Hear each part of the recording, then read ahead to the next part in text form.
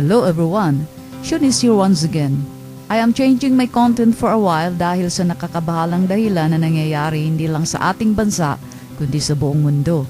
Nais kong ibahagi ang aking nalalaman according to my research, and I hope you will watch this video for more information about the deadly pandemic coronavirus.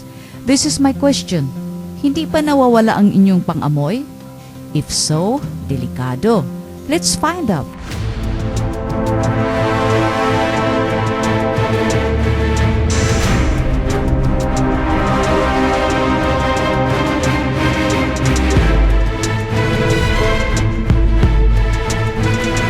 Hala bira, takbo! Mahuhuli din kita.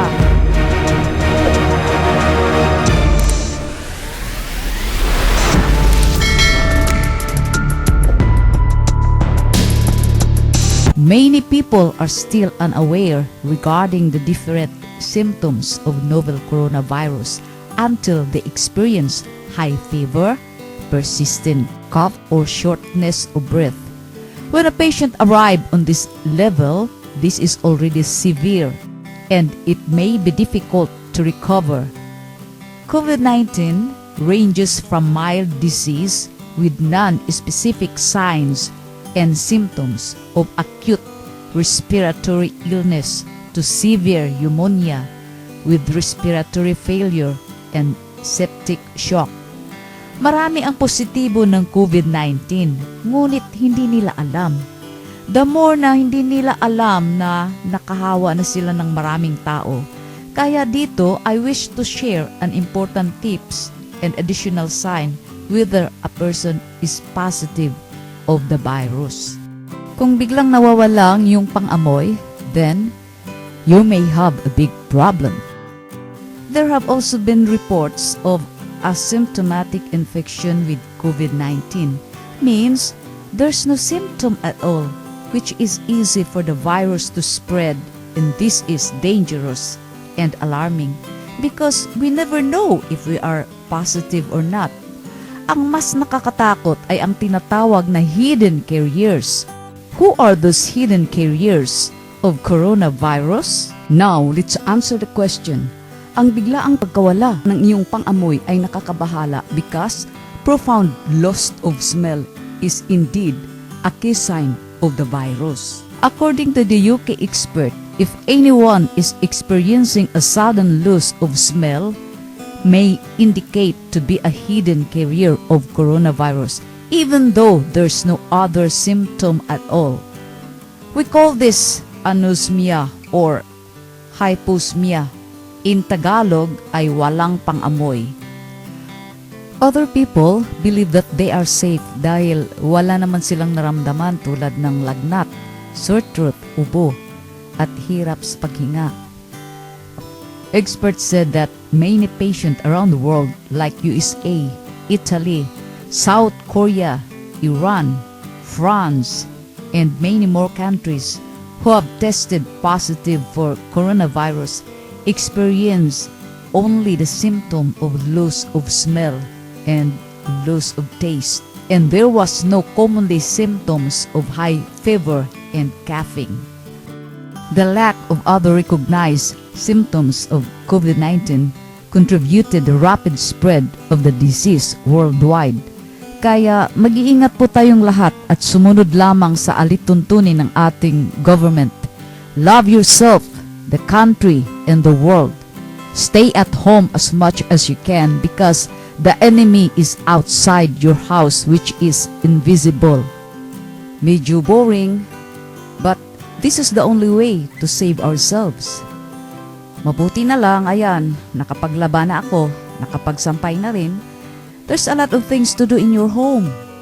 At least, you will feel safe. Okay, mag-coffee muna tayo. And relax. These asymptomatic carriers don't meet the vital criteria to be tested because the health department only prioritizes those with common symptoms and those with travel history. It may cause the virus to spread unknowingly while the hidden carriers were unaware that they are carrying the virus. For young people, they may not present the common symptoms of fever and coughing in particular. They may demonstrate only the loss of smell and loss of taste, suggesting that the viruses are staying in the nose. Therefore, they are more likely the hidden carriers of the disease. Pananawagan po, for those people who are experiencing the loss of smell and taste, it is better to self-isolate in order to prevent the spread of the disease. However, people who are infected and display symptoms are more infectious than asymptomatic people. That these symptom-free virus carriers are likely the main drivers of the virus spread. Sino ang madaling mahawa sa sakit na ito? Siyempre, ang mga matatanda na may karamdaman. In learning more about COVID-19, it's increasingly clear that the risk of the severe illness and death increases with age. Older people's immune system weakens and become more vulnerable to infection of all types. The most vulnerable are those with chronic condition like cardiovascular disease or heart disease, diabetes, chronic respiratory disease such as asthma, and chronic obstructive pulmonary disease, hypertension or high blood pressure, and cancer.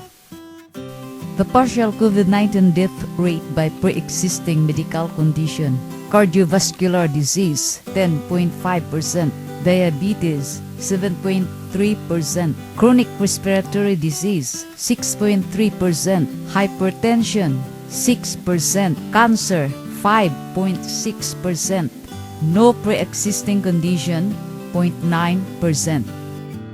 Partial COVID-19 death rate by age group: 80 above 14.8%, 70 to 79 8%, 60 to 69 3.6%, 50 to 59 1.3%, 40 to 49 0.4%, 30 to 39.2%, 20 to 29.2%, 10 to 19.2%. 0 to 9 has no fatalities recorded. There's currently no vaccine to prevent coronavirus disease. The world is facing the invisible enemy, and the best thing to fight this enemy is to stay home and avoid physical contact with other people. Wash your hands regularly with soap and alcohol. As I discussed earlier, that if you lose your sense of smell, please stay home and self-isolate from others. If you like this video, please subscribe and hit the bell for notification. I wish everyone good luck to overcome this crisis. Prayers to all. Thanks for watching.